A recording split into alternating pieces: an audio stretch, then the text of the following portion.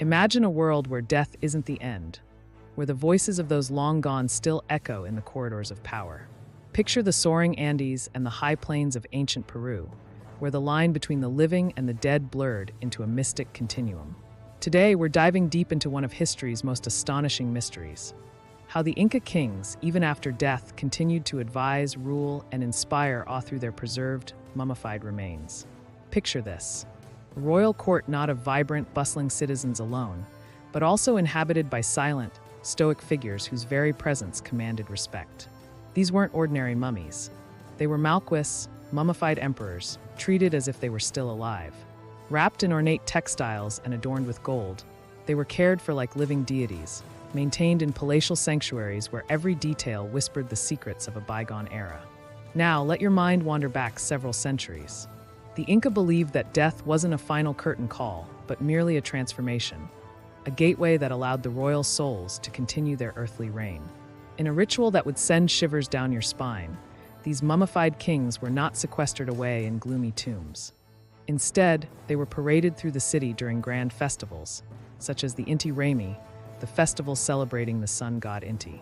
Imagine the vibrant energy of Cusco, streets pulsing with the beat of drums and the aroma of roasted corn, where the royal mummies were carried on grand litters, their presence a chilling reminder that the past still ruled the present. But how did this eerie spectacle evolve? It all began with a unique blend of reverence and fear. The Incas believed that the royal soul, even stripped of its mortal body, was a reservoir of divine wisdom and power. The moment a ruler passed, elaborate ceremonies ensured that his body was mummified with precise care, a blend of ancient ritual and a near-scientific process.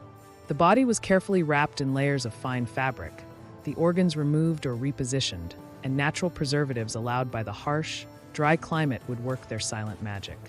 This wasn't just about keeping the body intact.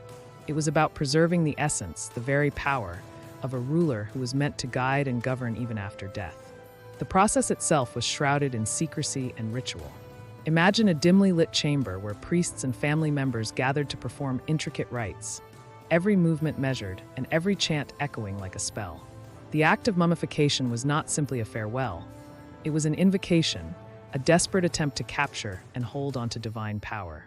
And once prepared, these mummies were placed in stone sarcophagi that were as much a work of art as they were a vessel of power. These weren't hidden away like grim trophies. They occupied central positions in the royal complex, almost as if they were sitting on thrones themselves. Now, here's where the intrigue deepens. The Inca weren't content with merely preserving their kings. They believed these mummies could speak to the living. During important decisions, leaders would consult these preserved ancestors. Political strategies, military campaigns, and even conflicts within the empire were influenced by rituals where offerings were made to the Mallquis, as if their silent approval was necessary for success. Imagine being in a situation where your fate and the fate of your empire depended on the cryptic signals from a long-dead ruler. The tension must have been palpable, like waiting for a sign from another realm. And then comes the festival, Inti Raymi. On this day, Cusco transformed into a stage where history and myth collided. Amid the jubilant crowds, the parade of the mummified kings was the climax. Royal attendants would carry these figures through the city on elaborately decorated platforms, their every step a performance, their silent presence both awe-inspiring and deeply unsettling. Citizens offered chicha, a traditional corn beer, and other ceremonial gifts, believing that by honoring these ancient kings, they were inviting blessings onto themselves and their community. In that moment, the past wasn't something distant or obsolete. It was alive, almost tangible. Yet, the layers of this tradition go even further. The Incas' respect for their ancestors wasn't purely ceremonial. In the royal household, the mummies also functioned as a kind of spiritual insurance policy. The idea was that the wisdom of the ancestors would continue to guide their descendants through turbulent times. In a culture where lineage and legacy were everything, this practice provided a profound sense of continuity, an assurance that the sacrifices and achievements of the past were not in vain. The mummies, preserved through centuries, were living links to a glorious, albeit mysterious, tradition. Of course, no discussion of this fascinating practice can ignore the dark shadow of the Spanish conquest. When the Spaniards swept through the Inca Empire in the 16th century, they were bewildered and, frankly, terrified by these customs. To them, The idea of venerating dead kings was not only alien, but also heretical. In their fervor to convert and conquer, the Spanish confiscated many of these royal mummies, destroying some and misinterpreting others. They attempted to suppress these traditions, branding them as pagan rituals. Yet, despite the brutality and cultural devastation of the conquest, the legends of these Mallquis have persisted, haunting the pages of history and igniting the imaginations of modern historians and curious souls alike. Modern archaeology has only added fuel to this fire.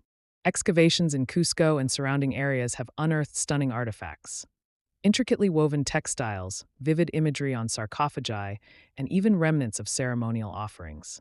Each discovery has deepened our understanding of how these mummified kings were more than just relics. They were central to the Inca worldview, a worldview that saw time as cyclical and the past as an ever-present guide for the future. Here's where you truly start to see the genius of the Inca. By bridging life and death, they forged a continuity that empowered their entire culture. Their belief was simple yet profound. True leadership doesn't end with the last breath. It transcends mortality. Imagine standing in the heart of ancient Cusco, with the chill of the Andes wind whispering through stone corridors and sensing the weight of centuries pressing down on you. Every step you take resonates with the echoes of ancestral voices, their silent counsel woven into the very fabric of the city. That's the power of the Inca kings who ruled from beyond the grave. A power that defied the limits of human life and continued to reign, long after their physical forms had crumbled to dust. As you think about this incredible legacy, consider how different our view of death might be if we saw it not as an end, but as a transformation. What if the wisdom of our forebears could guide us even today?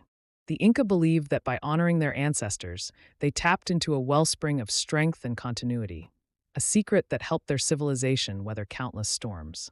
This idea is both chilling and empowering, a reminder that the influence of great leaders can echo through time in ways we can scarcely imagine. So, what does all this mean for us today? It challenges us to look at our history through a different lens, one that embraces mystery and acknowledges that sometimes the most powerful voices are those that have long since passed away. It's a call to honor our heritage, to seek wisdom in the lessons of the past, and to remember that every end is just another beginning. Thanks for coming along on this wild journey into the heart of the Inca Empire. If you found this dive into the realm of living legends as fascinating as I did, make sure to hit that subscribe button and join our Ancient Odyssey community.